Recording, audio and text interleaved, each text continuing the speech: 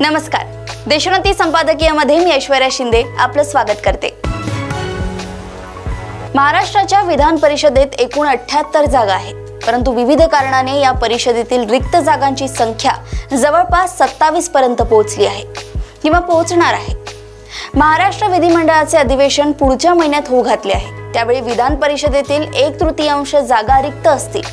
राज्यातील स्थानिक स्वराज्य संस्थांच्या निवडणुका रखडल्याने नगरसेवक व जिल्हा परिषद सदस्यांमधून निवडून द्यावयाच्या विधान परिषदेच्या 6 जागांच्या निवडणुकांचा पेच निर्माण झालाय। स्थानिक स्वराज्य संस्थांमधून विधान परिषदेवर निवडून द्यावयाच्या 9 जागा 2 वर्षांपासून प्रलंबित आहेत। राज्यपाल नामनियुक्त जागांचा घोळ अजून मिटला नाही, त्या 12 जागाही अजून रिक्तच आहेत। त्यामुळे जून नंतर विधान परिषदेचे 78 सदस्य संख्याबळ 51 तर खाली येणार नाही। विधान परिषदेत विधानसभा सदस्यांमधून निवडून द्यावयाच्या 30 सदस्यांचा समावेश असतो।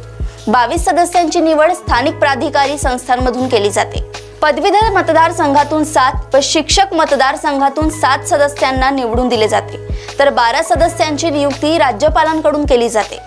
राज्यात ओबीसींचे राजकीय आरक्षण व नगरपालिका, महानगरपालिका व जिल्हा परिषदांच्या सदस्य संख्यांमध्ये करण्यात आलेले बदल या संदर्भात अनेक याचिका सर्वोच्च न्यायालयात दाखल आहेत। त्यामुळे 2022 पासून ग्रामपंचायती वगळून महानगरपालिका, नगरपालिका, जिल्हा परिषदा व पंचायत समित्यांच्या निवडणुका रखडलेल्या आहेत।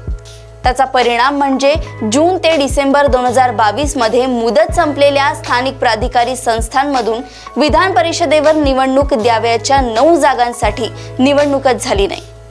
राज्यात सध्या सर्वच महानगरपालिकांवर प्रशासक आहे। जिल्हा परिषदा, नगरपालिकांच्या निवडणुका नाहीत। त्यामुळे मे ते जून या दरम्यान रिक्त होणाऱ्या विधान परिषदेच्या 6 जागांच्या निवडणुकांबाबत अनिश्चितता आहे। स्थानिक स्वराज्य संस्थांच्या मार्फत विधान परिषदेवर निवडून द्यावयाच्या एकूण 22 पैकी 15 जागा रिक्त राहणार आहेत। ही विधानसभा गठीत झाल्यानंतर आतापर्यंत राज्यपाल नियुक्त 12 जागांचा घोळ संपला नाही। या जागा अद्याप रिक्तच आहेत। जून नंतर 27 जागा रिक्त राहतील।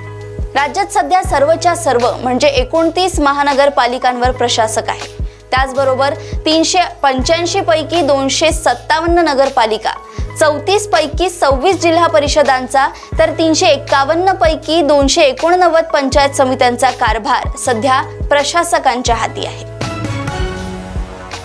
अशाच राजकीय घडामोडी व अपडेट सोबत पुन्हा भेटूया देशोन्नती संपादकीयमध्ये। बघत रहा देशोन्नती। नमस्कार। ठळक घडामोडींसाठी देशोन्नती न्यूज चॅनलला सबस्क्राइब करा आणि बेल आयकॉन प्रेस करा।